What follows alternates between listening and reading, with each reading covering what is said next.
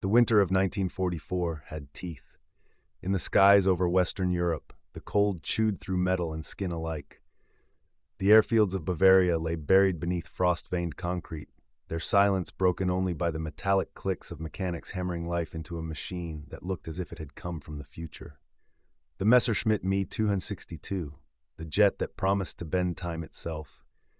Its engines, two Junkers Jumo 004B turbines, hung under swept wings like the lungs of a machine too advanced for the age that birthed it. When their compressors ignited, a sound rippled across the base, deeper than a piston roar, higher than a thunderclap, the voice of a new kind of war. Ground crews stepped back. Heat shimmered against the frozen air. For the young pilots watching, it felt like standing at the threshold of something both divine and doomed. In Berlin, directives from the Reichsluftfahrtministerium rushed across teleprinters ordering this miracle aircraft into mass production. Yet miracles consume resources, and by late 1944, Germany's veins ran dry. Fuel convoys were hunted by Allied bombers. Refineries in Leuna and Politz burned day after day. The Luftwaffe still dreamed of swarms of jets turning the air war upside down, but every takeoff meant draining another irreplaceable barrel of synthetic fuel. Major Walter Nowotny had felt that tension firsthand. At Langensalza, he led the first operational jet squadron. Every sortie was an experiment, every landing a gamble. He knew the Me-262 could outrun anything the Allies sent against it, Mustang, Thunderbolt, or Lightning. But the machine's engines were fragile, starved of alloys that Germany could no longer afford. Overthrottled too early, and the turbines tore themselves apart. Hold back, and Mustang escorts closed in. Innovation was now a race against collapse. In the West, the American 8th Air Force prepared for yet another daylight offensive aimed at crippling what remained of German industry. On their side of the lines, trucks rolled endlessly, 3 million men fed by oceans of supply. An empire of logistics stretching from the Normandy beaches to the Ruhr. To a German jet pilot desperate for aviation fuel and spare parts, that difference felt cosmic. The Me-262's smooth fuselage concealed contradictions the Reich itself could not reconcile, technological genius bound by strategic delusion. Adolf Galland, chief of Luftwaffe Fighter Command, had pleaded for mass jet production since 1943. But Hitler's obsession with turning the aircraft into a Blitz bomber delayed its true purpose. By the time fighter variants finally arrived in numbers, the Allies owned the skies. Still, when the first Me-262s streaked through bomber formations at nearly 870 kilometers per hour, the shock was electric.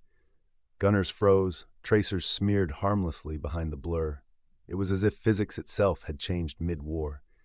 Yet the miracle was fleeting. For every jet that rose into combat, 2 others lay disabled by engine failure or sabotage-scarred runways.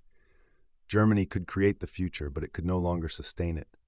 In the Ardennes, the ground campaign mirrored the same paradox. Hitler gambled on a counteroffensive through snow-buried forests, hoping to fracture Allied resolve. Panzer spearheads advanced, fueled by the last strategic reserves of the Reich. Overhead, when weather cleared, the young jet pilots were ordered to strike supply lines feeding the American front. But even there, the engines that had stunned the world became prisoners of math. Each Me-262 consumed 1,250 liters of kerosene per hour. The Reich produced only a trickle. The math condemned them before they took flight. At Lechfeld Base, Hauptmann Franz Schall sat in the cockpit, gloved hands trembling not from fear but from adrenaline. The turbine spooled upward, rattling the frosted canopy. He felt the pull of acceleration, an invisible fist pressing him into the seat. Beyond the runway lights lay the unknown promise that technology could overturn doom. He believed still in the machine. He had to. Behind him, technicians watched the glow of the exhaust fade into low clouds and knew they were witnessing the last illusion of German air power. The jets looked unstoppable, until one remembered that every sortie devoured the war's remaining lifeblood. The sound of turbines faded. Silence crept back across the hangars. Somewhere out there, rows of B-17s were forming at dawn, engines warm, tanks full, guided by radar, radio, and an industrial machine that never slept.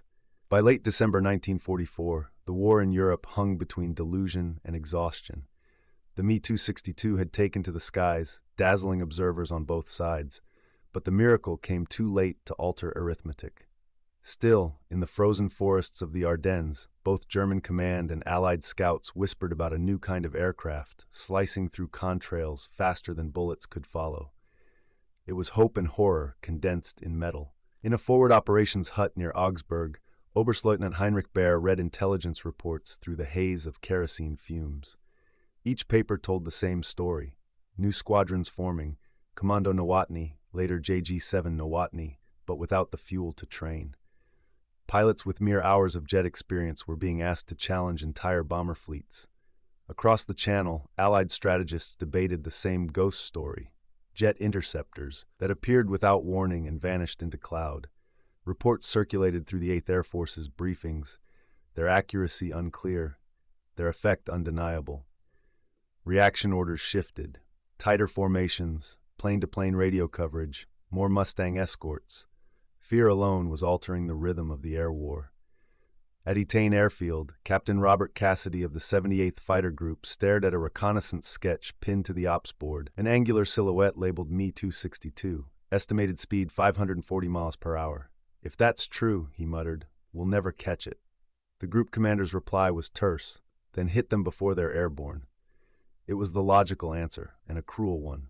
The new strategy: strike the airfields, bomb the runways, kill the jets on the ground. Meanwhile, on the German side, fear and worship coexisted. To many young Luftwaffe pilots, the Me 262 was more than a machine. It was redemption. Yet inside its nacelles, the Jumo 004s aged like fragile glass. Each turbine blade was made of alloys that should have included chrome and cobalt, but shortages forced the substitution of cheaper metals.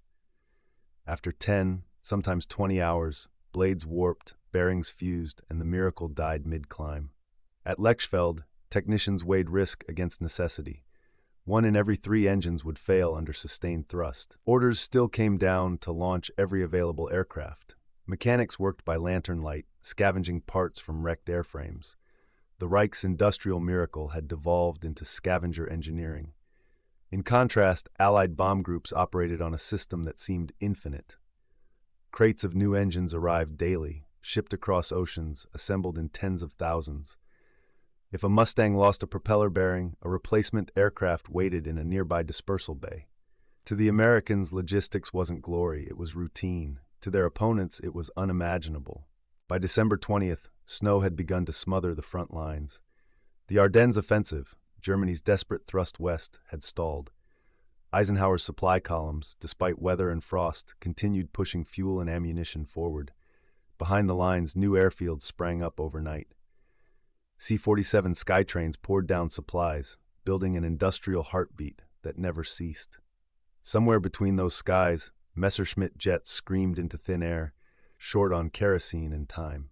In one such mission, Lieutenant Wilhelm Geyer climbed through cloud base at 7,000 meters in a Me 262A-1A, radio calls breaking into static. His target, a westbound formation of B-17s returning from bombing Berlin. At closing speed, the jet struck with surgical speed and disappeared again. 2 bombers fell in flames. For the survivors, it felt like encountering the future, a glimpse of what warfare might become. But the strike changed nothing. 3 bombers lost over a fleet of 700 could not slow the tide. The Me 262 was a scalpel wielded against a hammer. Inside Germany's command centers, debate fractured morale. Gallon demanded pure fighter deployment, interceptors focusing solely on heavy bombers. Hermann Göring, once the Luftwaffe's hero, obsessed with bomber success. Hitler's own directives turned schizophrenic, one day prioritizing air defense, the next ordering jet bombers for vengeance raids. The Me 262, an aircraft designed to change physics, was trapped in bureaucratic gravity. As Christmas approached, American and British forces regained control of the skies. Jet bases like Akmer, Rhine, and Brandenburg became targets for endless bomb runs. The Me 262s dispersed to forest clearings and abandoned highways. Pilots slept in cellars beside fuel drums, waiting for radar reports that promised fleeting combat. Still, among them lingered a strange conviction. When the engines held, when weather allowed, when radar guided them above 8,000 meters, the speed felt infinite. Pilots described sensing time stretch apart, piston fighters crawling below like relics of a slower century. For seconds, the jet seemed to erase defeat, but seconds could not rewrite production ledgers. In the Reich's factories, Allied bombs tore through supply chains that could no longer heal. Junkers plant workers labored under candlelight, rationed electricity flickering over unfinished compressors. Every lost engine meant one fewer miracle in the sky. By January 1945, the paradox reached its peak. The Me-262 dominated the air in isolated duels, but could not exist in meaningful numbers. Fewer than 1,500 units would be built, and fewer than half would ever take flight. Against the oceanic scale of Allied production, 18,000 Mustangs, 12,000 Thunderbolts, 33,000 B-17s, the miracle became a whisper drowned by industry's roar. Still, whispers can haunt. Allied crews began to measure fear in seconds. How fast a silver blur could flash past the cockpit, how long before tracer rounds found nothing but air. It taught the victors that technology alone could shift hearts, even when it could not shift wars. January 1945 arrived like a reckoning. Germany's empire, now an echo of its former self, began to disintegrate beneath the relentless weight of industrial arithmetic. The Me-262, the fastest, most advanced warplane ever to reach combat, had become a paradoxical relic before its own time. Its wings cut through cloud with the grace of modernity, yet they carried the desperation of a regime gasping for breath. At Lechfeld, pilots awoke to the distant tremor of artillery. The front itself had crawled within hearing distance of the airfields. Jet squadrons that had once operated from the security of Germany's heartland now faced enemy tanks less than 50 kilometers away. Every dawn sortie took off under threat of encirclement. Mechanics buried spare parts beneath snow, marking their locations with bent fence posts, a futile gesture of preservation against history's advance. Fuel was more valuable than ammunition. Commanders rationed kerosene by sortie priority rather than need. Ground crews drained the remaining stock from training aircraft to feed the fighters. The irony was bitter. The world's first operational jet force could no longer sustain takeoff. Pilots watched tanks of irreplaceable fuel burn during Allied air raids and felt the futility settle in their bones. Oberstleutnant Baer, the veteran ace, wrote in his logbook that the war had become a matter of minutes. A minute of thrust on the runway, 6 minutes of climb, a brief encounter at altitude, then flame out. If not from enemy fire, then from the engines themselves. The Jumo 004s were running on borrowed time and poor alloys. Each turbine life measured months ago in hours was now measured in single flights. The Allied bombing campaign had long transitioned into precision strangulation. By February, jet assembly lines at Augsburg and Regensburg were reduced to twisted metal. Skilled laborers shivered in unheated workshops, their breath mingling with the smell of burned insulation. Even the transport of assembled aircraft to operational bases became perilous, with rail lines shattered and convoys strafed daily by P-47s sweeping the roads. In one grim morning after a raid, a handful of remaining Me-262s were wheeled from their wreckage shelters. Their camouflage blotches of green and brown looked almost absurd against the pale snow. Luftwaffe engineers argued whether to save them for defense of Berlin or send them north to intercept Soviet reconnaissance aircraft.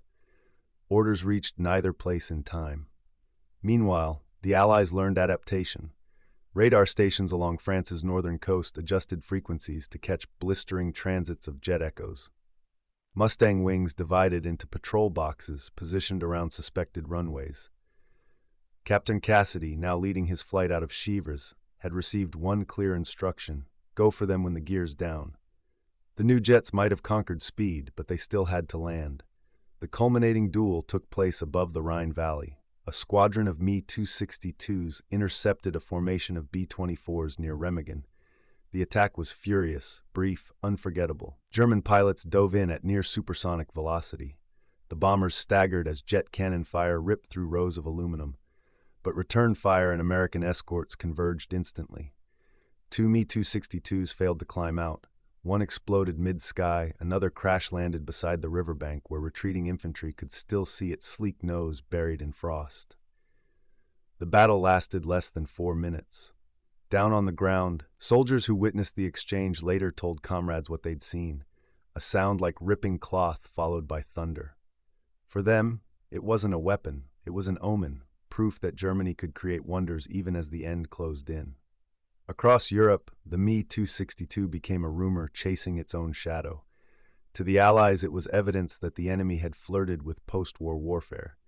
To the Germans forced into retreat, it symbolized promises unkept, a technological triumph smothered by reality. In March, Hitler finally approved mass fighter deployment, an order that arrived when there was nothing left to mass or deploy.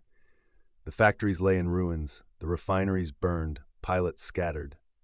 Galland, dismissed from his post for his defiance, now led a ragtag unit of veteran volunteers dubbed Jagdverband 44.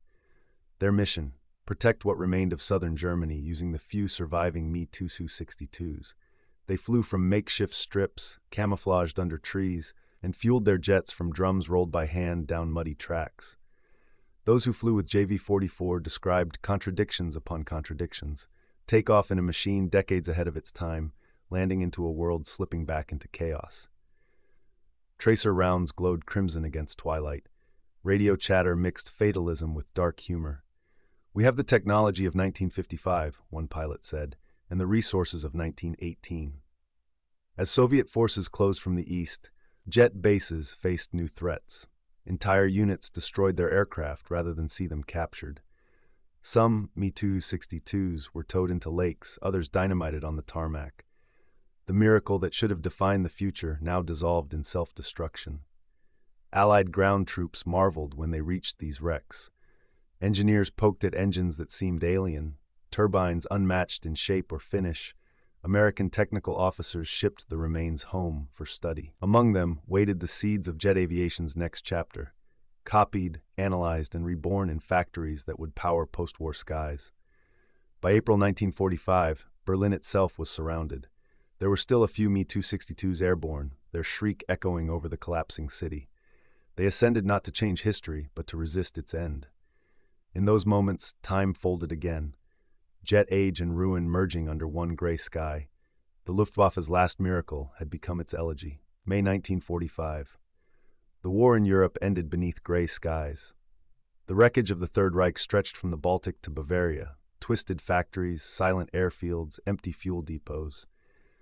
Between them lay the carcasses of the Me-262, its sleek silhouette resting in the mud like the bones of a myth that lived too briefly.